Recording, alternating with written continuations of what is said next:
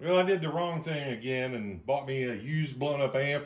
It's a tube amp. I found this tube amp. It's an AMPEG GVT52-112. Pretty cool tone.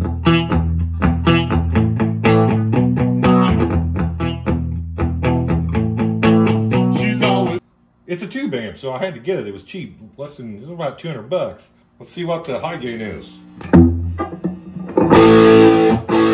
Wow, that's honky. Really cool front panel. Cabinet's in good shape, but it wasn't switching right and it was down on power. So I just got it fixed. Wait till you see how I had to fix it. Holy cow. This is a huge range of mid adjustment. It's biased up now. Plate's running 452 volts, about 39 milliamps. Current draw, it's about 17 watts, which is good for a 6L6. But here's clean channel, middle pickups on dual humbucker guitar.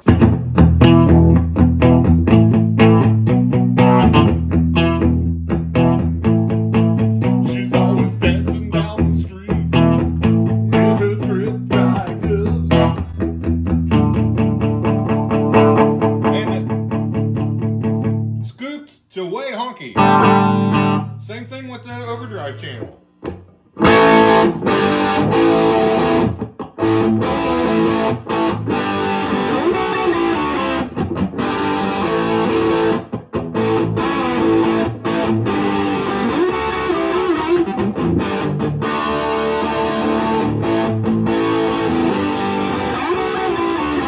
Yeah, that's probably too gainy, but it sounds like Boston even.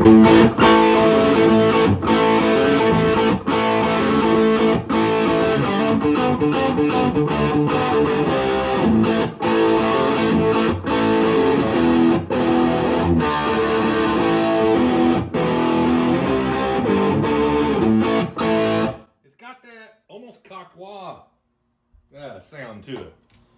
So no, it's not a Fender at all. It's not a Marshall at all. Let me show you what we got going on here. Very cool front panel on it. It does look like a 71, what were those called? V2, VT2s, V whatever. The old 70s AMPEG tube amps. They came out after the SVT bass amps. It's got this full standby half power. Hey, the LEDs change color.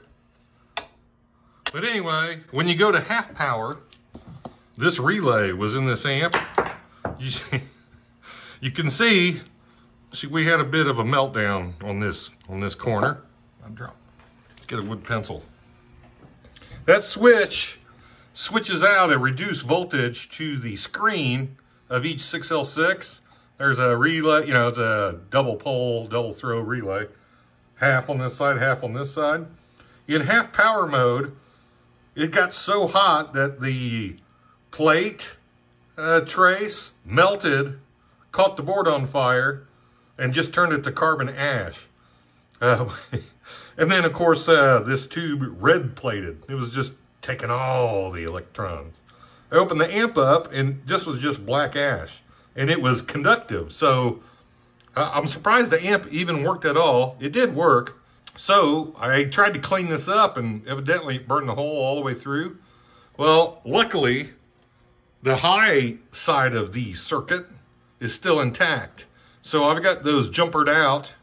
So we're always getting full plate current to each 6L6 tube.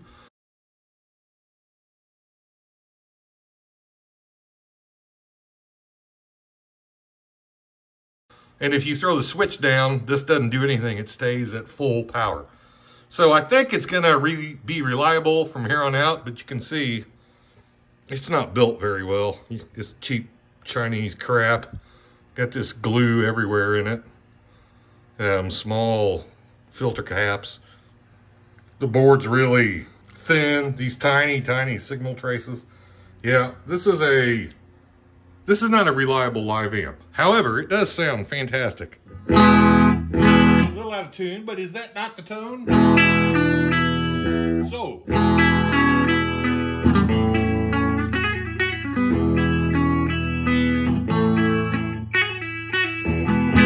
Huge amount of... Man, that's almost ugly. exactly. Man, the mid control is massive on this. It's definitely not Fender or Marshall or Vox. It's its own thing for sure. Baxendall EQ. 2 separate sets. Cool.